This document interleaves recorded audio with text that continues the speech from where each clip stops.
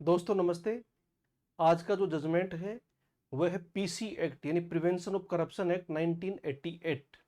और इस केस के अंदर मुख्य प्रश्न यह था कि जो रिश्वत की मुद्रा पुलिस के द्वारा एसीबी टीम के द्वारा जो जब्त की गई थी उसका कोर्ट में पेश नहीं करने का क्या उसके दुष्परिणाम दुष्प्रभाव निकलेंगे, उस पर इस केस में चर्चा की गई है।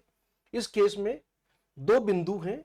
पहला बिंदु क्या न्यायालय के समक्ष रिश्वत की मुद्रा को प्रस्तुत न करना अभियोजन पक्ष के मामले को प्रभावित करता है, और दूसरी बात यह थी कि इस मुद्रा को प्रस्तुत नहीं करना और इसके बारे में सबसे पहले आपत्ति ऑनरेबल सुप्रीम कोर्ट के सामने जाके उठाना यह उचित है या नहीं।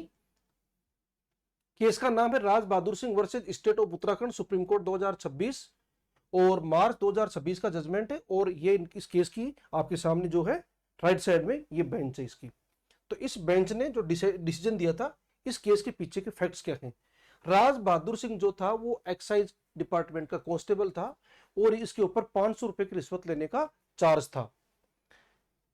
जब कंप्लेंट आई एसीबी ने, विजिलेंस जो टीम थी उन्होंने इसका जो ट्रैप का कार्रवाई थी उसको संचालित किया और फेनोथेल्पिन का जो टेस्ट था वो भी किया गया और उसकी रिपोर्ट भी पॉजिटिव आई और एक्यूज्ड को रेड हैंडेड पकड़ा गया।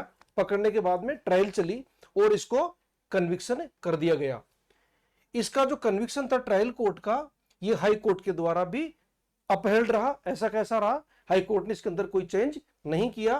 तो अभियुक्त व्यक्ति सुप्रीम कोर्ट के सामने जाता है और सुप्रीम कोर्ट के सामने जाके क्या आपत्ति करता है कि एसीबी ने ट्रायल के दौरान जो रिश्वत की राशि थी उसको कोर्ट में पेश नहीं किया, इसलिए मुझे बरी किया जाए।